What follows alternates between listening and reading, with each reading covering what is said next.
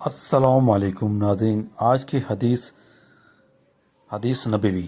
جو شخص استغفار کی پابندی کرتا ہے تو اللہ تعالیٰ اسے ہر غم سے نجات دیتا ہے، اس کے لیے ہر تنگی سے نکلنے سے اس کا راستہ بنا دیتا ہے اور اسے ایسی جگہ سے روزی دیتا ہے جہاں سے اس کو گمان نہیں ہوتا۔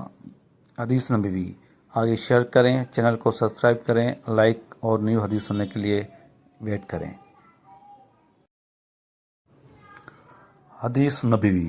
حضرت محمد صلی اللہ علیہ وآلہ وسلم فرماتے ہیں، سب سے بڑا گناہ اللہ کے ساتھ کسی کو شریک قرار دینا اور والدین کی نافرمانی کرنا اور قتل کرنا اور جھوٹ بولنا ہے۔ صحیح مسلم بخاری۔ حدیث نبوی سن کے آگے شیئر کریں، چینل کو سبسکرائب اور لائک کمنٹ شیئر بھی کریں۔ Thank you. حدیث نبوی۔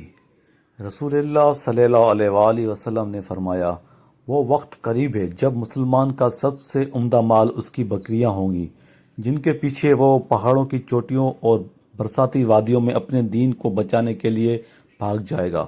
صحیح بخاری۔ حدیث سن کے آگے شیئر کریں، صدقہ جاریہ ہے، اور چینل کو سبسکرائب کریں نیو حدیث ویڈیو سننے کے لیے۔ جزاک اللہ۔ حدیث نبوی۔ حضرت عبداللہ بن عباس رضی اللہ عنہ کہتے ہیں کہ نبی اکرم صلی اللہ علیہ وآلہ وسلم نے فرمایا، تمہارے لیے یہی گناہ کافی ہے کہ تم ہمیشہ جھگڑتے رہو۔ حدیث نبوی سن کے شیئر کریں، صدقہ جاریہ ہے۔ جزاک اللہ۔ حدیث نبوی۔ رسول اللہ صلی اللہ علیہ وآلہ وسلم نے ارشاد فرمایا، ہر چیز کا پھل ہے اور نماز کا پھل دعا ہے۔ حدیث نبوی۔ دین کی بات پھیلانا صدقہ جاریہ ہے۔ حدیث کو آگے شیئر کریں اور چینل کو سبسکرائب کریں۔ جزاک اللہ۔ حدیث نبوی۔ رسول اللہ صلی اللہ علیہ وآلہ وسلم نے ارشاد فرمایا، جو قیدی سورۃ یاسین پڑھتا ہے وہ قید سے بری ہو جاتا ہے۔